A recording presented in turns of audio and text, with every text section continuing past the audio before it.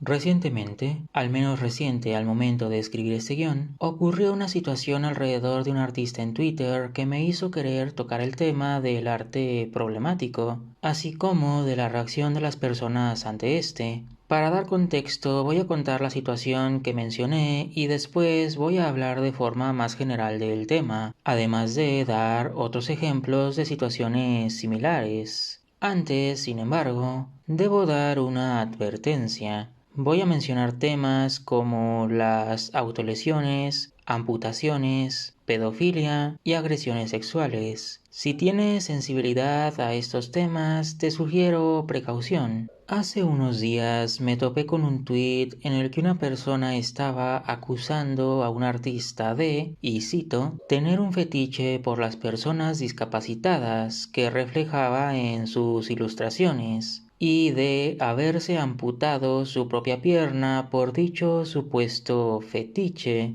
Esto causó que el artista en cuestión recibiera un acoso masivo y terminara cerrando su cuenta. Mientras la situación se desenvolvía, yo mencioné que había aquí dos probabilidades: que el artista de verdad hubiera amputado su propia pierna por algún problema mental, o que perdió su pierna por otra razón, y las acusaciones de que él mismo la cortó eran simples rumores, pero que en ambos casos el resultado era el mismo. Estaban acosando en masa a una persona discapacitada por hacer venting en su arte. He visto a personas sugerir que el artista en realidad tenía cáncer y por ello perdió la pierna. Sin embargo, no he podido confirmar esto del todo. Sea una cosa u otra, veamos ambas posibilidades más a fondo. Si de verdad hubiera sido él quien amputó su pierna sana, esto no sería un fetiche. Sería un problema mental como el trastorno de identidad de la integridad corporal, una condición en la que el individuo siente rechazo por una parte sana de su cuerpo, al punto de querer amputarla o desear perderla. Por lo que, aunque ese hubiera sido el caso, reducir una condición mental tan grave a «es un fetichista» ya sería su propio problema. No justificaría acosarle, lo haría todavía peor. Si es que en verdad perdió su pierna, sea por cáncer u otra enfermedad, entonces no solo acosaron a una persona discapacitada hasta echarla en internet, sino que además crearon una mentira que a esas alturas sería difícil limpiar. Mencioné que su arte era venting. Este término se refiere a expresar tus emociones o traumas, es una forma de desahogo. En este caso en particular fue a través de dibujos.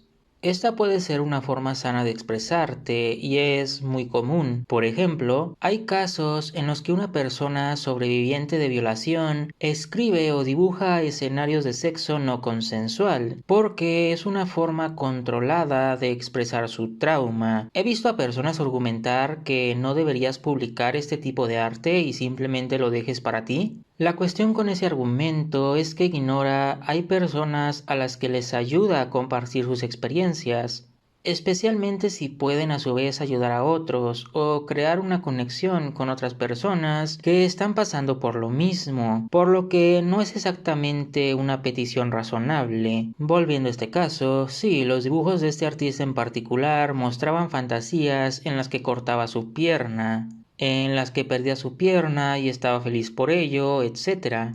Son expresiones de sus emociones, de su trauma, es sobre él, no sobre las personas discapacitadas en general. Descalificarlo como un simple fetiche es tan absurdo que no sé cómo llegamos hasta este punto. Más importante, ¿con qué derecho podemos ver a una persona así y decirle que no puede expresarlo a través de la ficción porque tal vez hiera las sensibilidades de otros? Y que quede claro, no estoy diciendo que los artistas nunca tengan ninguna responsabilidad, ni tampoco que no tengan las personas el derecho de criticar y opinar de un trabajo que el artista decidió publicar. Y voy a expandir estos dos puntos en un momento, pero también quiero que quede claro lo siguiente: el arte no tiene la obligación de ser moral, ni tampoco tiene la obligación de transmitirte algo positivo.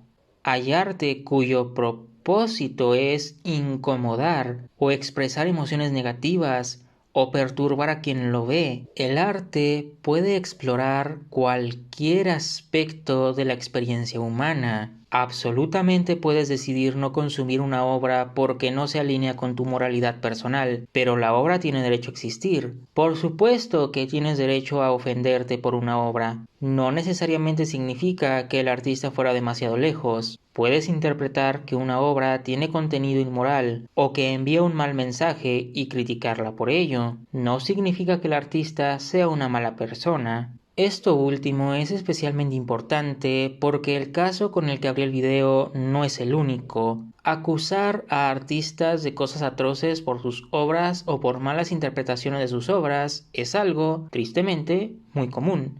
Por ejemplo, hace ya un tiempo, una mujer en Twitter acusó al mangaka Nagabe de ser un pedófilo por el contenido de una de sus historias que, según la mujer, romantizaba la pedofilia. Más allá de acusar a un autor de pedófilo por una obra de ficción, la obra en cuestión no romantizaba la pedofilia. Por el contrario, el pedófilo era simbolizado como un león feroz y agresivo, constantemente intimidando y manipulando a un niño. El niño en cuestión es dibujado con un semblante triste y una postura cohibida. Ambos personajes son retratados en escenarios oscuros. Es obvio que el propósito de la historia es dejarte con una sensación de desolación y pesadumbres. Llamarle a esto romantizar es tan estúpido como llamarle así al libro de Lolita. Representa al pedófilo como un depredador aterrador. La metáfora no podría ser más obvia. Por supuesto, si hay casos en los que una obra envía un mal mensaje y este sí refleja las creencias del autor.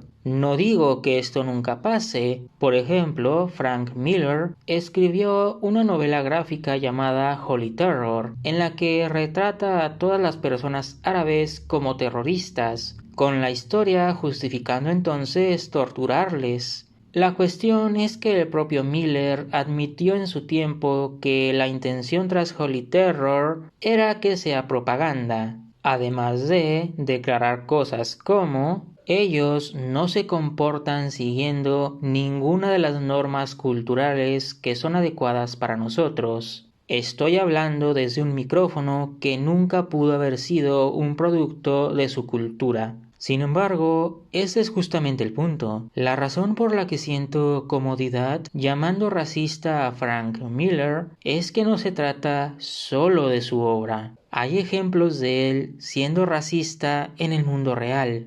El problema es que muchas personas no necesitan ejemplos en el mundo real. Con ver ciertos temas siendo tocados en una obra les basta para condenar al autor. Primero, es importante entender la diferencia entre la obra y la persona tras la obra. Hay una diferencia abismal entre decir este libro tiene contenido misógino y entre decir el autor es un misógino. A menos que haya ejemplos del autor mostrando ciertos comportamientos en el mundo real, se juzga a la obra, no al autor. Segundo, hay que tener en mente que aunque está bien tener tu propia interpretación de una obra, tu interpretación y la intención del autor pueden ser dos cosas completamente diferentes. Tercero, tienes derecho a tener sensibilidades y temas con los que no puedes lidiar, pero el autor tiene derecho a plasmar esos temas y existe arte cuyo punto es tocar sensibilidades. Puedes criticar, puedes decidir no consumir, puedes dar pautas esperando que los autores a futuro tomen nota y aborden temas de formas más respetuosas si así deciden tomar la crítica, pero la obra que ya existe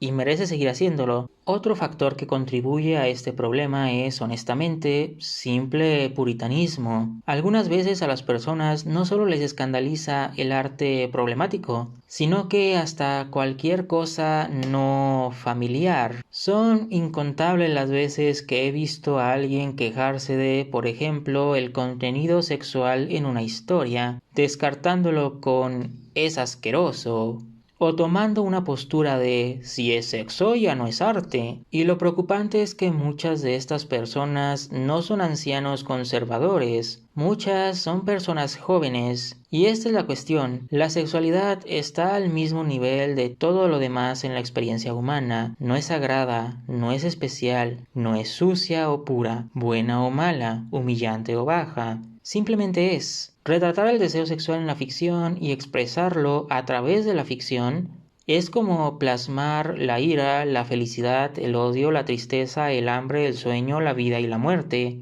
Vemos a personajes pelear, amarse, odiarse, hilar a guerra, sangrar, llorar, pero quieres poner la línea en el sexo. Eso de alguna forma es lo que te parece demasiado. Pero Erit, no es arte si es sexual. ¿Puedes ganar reconocimiento y respeto así? Bueno, pregúntale eso a Tom of Finland y su impacto global. Ahora bien, con todo eso dicho, los artistas también tienen la responsabilidad de etiquetar apropiadamente su trabajo. Si subes ilustraciones explícitas a, por ejemplo, Twitter, especifica en tu biografía que tu cuenta es para adultos. Si subes una ilustración explícita, Twitter ofrece la opción de marcar una imagen como contenido sensible para que las personas puedan decidir si la abren o no. Usa esa función. Usa advertencias de contenido si es pertinente. Deletrea apropiadamente las palabras para que sean detectadas por los filtros de personas que las tienen silenciadas porque no desean ver eso. Es una cuestión de equilibrio. Al final lo importante de todo esto es que el caso que mencioné al inicio no es el primer artista al que atacan y acosan en masa por malinterpretar su trabajo, y no será el último. Pero con suerte las personas pueden madurar y situaciones como esta pueden al menos eventualmente evitarse. Muchas gracias por el tiempo.